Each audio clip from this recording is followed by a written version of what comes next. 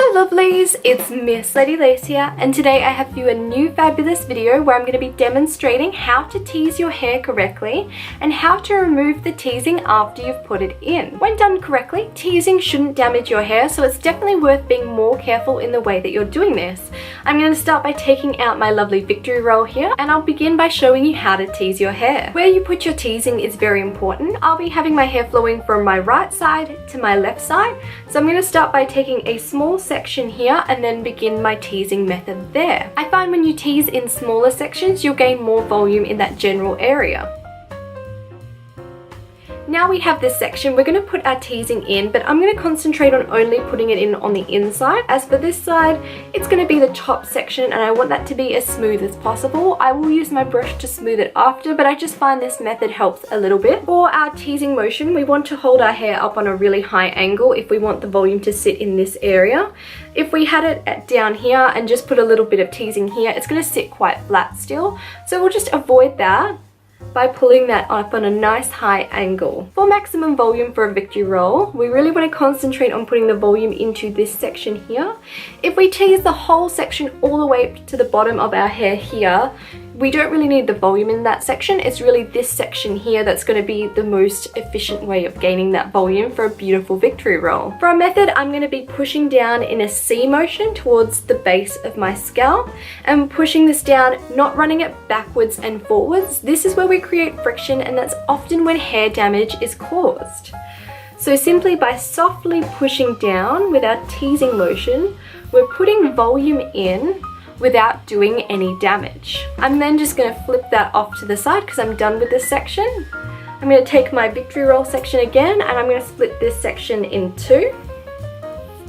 The only difference for this side is I'll put teasing on both sides of this hair, as this will not be seen in my styling. Again, concentrating on that C motion and pushing it down to our scalp.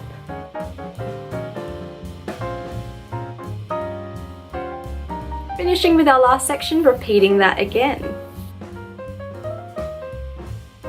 The next step for our beautiful victory roll is ensuring we smooth the top sections here and across the top without removing too much volume.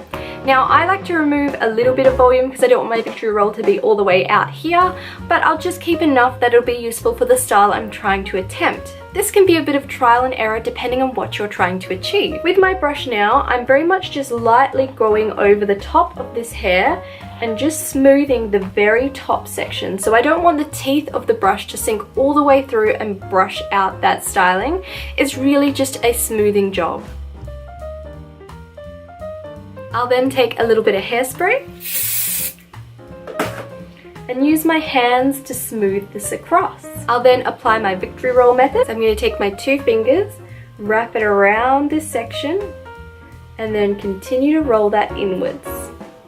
I'll then just take a couple bobby pins and secure that into place.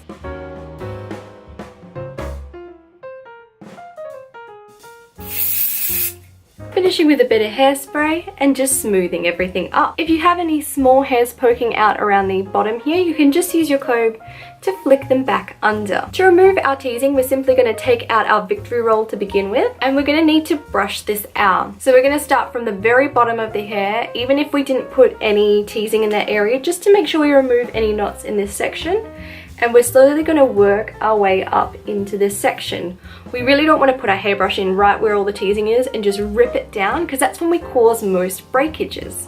If we do this really nice and smoothly, gradually going through our hair and brushing it out, we're going to slowly be able to remove that teasing and do it without any pain, discomfort or damage.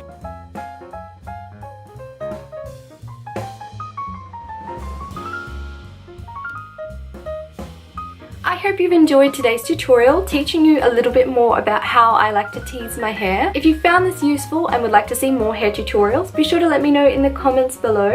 And as always, if you'd like to never miss out on one of my fabulous videos, be sure to hit that subscribe button below, and I'll be seeing you all real soon.